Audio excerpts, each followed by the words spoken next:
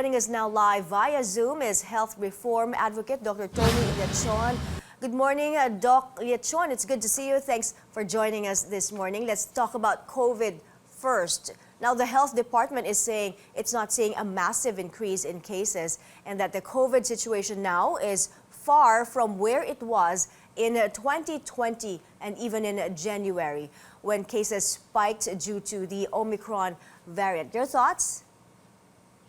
Well, I must agree with Secretary Duque that our situation is better than before. We did not have the vaccines at that time to provide us immunity. We did not have the enough PPE, the protective measures, the mask, and all other things, and including the improved rapid antigen tests, to isolate individuals. Now, with this um, virus, we have learned as well that this is a mild one, and people will not be hospitalized, and people can be managed at home. In contrast, before with the Delta variant, it was so lethal that 85% will actually be hospitalized, and some of the high-risk individuals will actually be intubated and will go to severe acute respiratory distress syndrome. We are in a better position right now, given the 70 million vaccination. But we are actually down on the first booster. We had only 15 million, and that is the challenge that we're facing as as the population will suffer from a waning immunity with the demand of some of the local government units to ditch off the face mask outdoors in areas which are actually low. And with the arrival of the variants with higher levels of contagiousness or transmissibility, so that may be a problem. So these are the things that we need to consider at this point in time. Right. Well, the DOH, though, is projecting that infections may reach 2,000 in Metro Manila alone next month. Now, if it does reach this point, do you think this is alarming?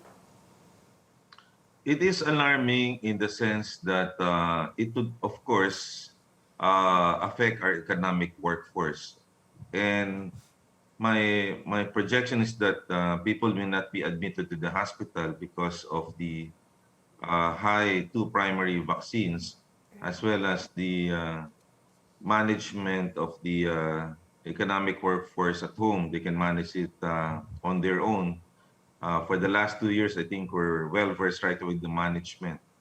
The only problem even with mild disease is a Trojan horse, because they might present with mild cases, but some of these patients, about 20 to 30%, will present with long haul syndrome, or post-COVID syndrome, which may actually disrupt their workplace activities, and some of them will, of course, not report to the office and would suffer from quality of life with persistent, let's say, symptoms like shortness of breath, cough, etc. after several months.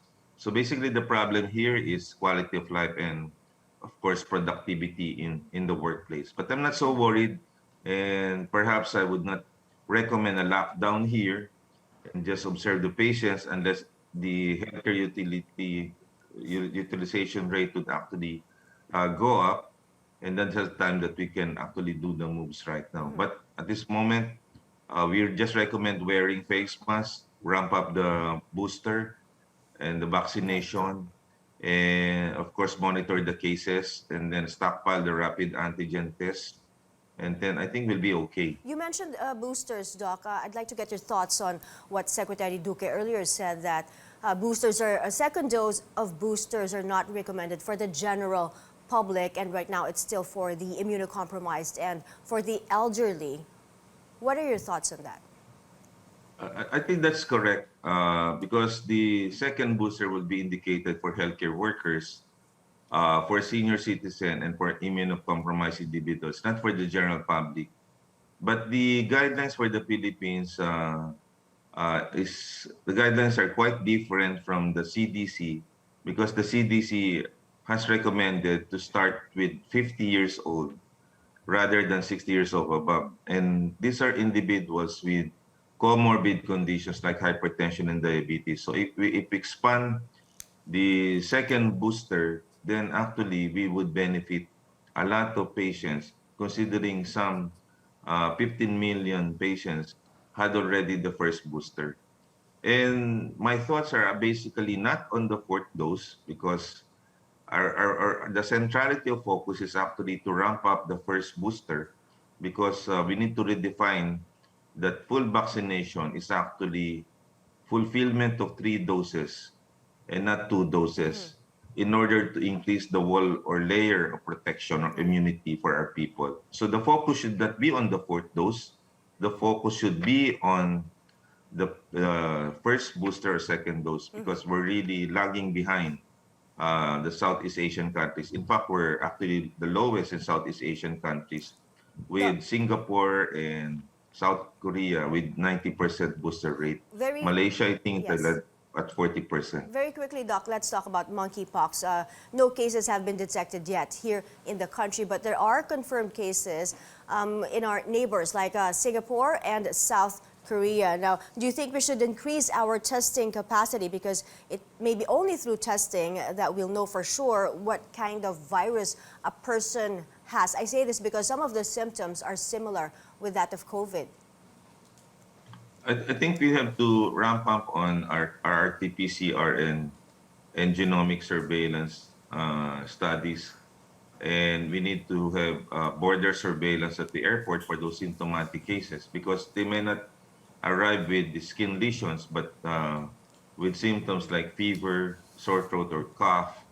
And of course, the skin lesions may be covered uh, by their clothes, so that will be important.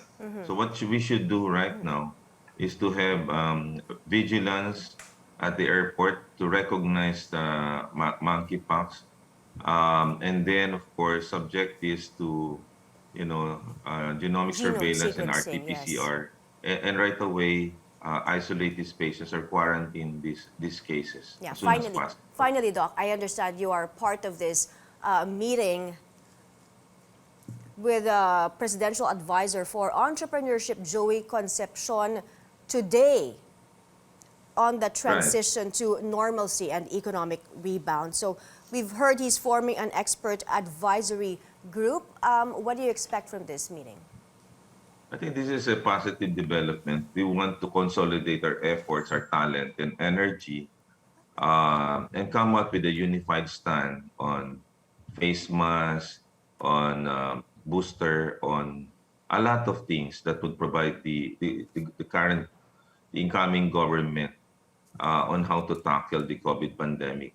And I think it's sort of like a consolidation uh, of Marvel superheroes, or those who are actually involved in this kind of advocacy. If we can just consolidate our efforts in terms of some would be great in data analytics, public health, and of course infectious diseases, and those with policy making, then we would be able to help the country and make some recommendations to the national government. Of course, we don't have yet the Secretary of Health and the IATF composition, but I think this is the right step, that the private sector should actually partner with the government, so that we can actually fast track the COVID exit pandemic measures and come up with a big plan or a solid blueprint in the next 100 days, Okay. so that we can focus on our economic recovery and implementation of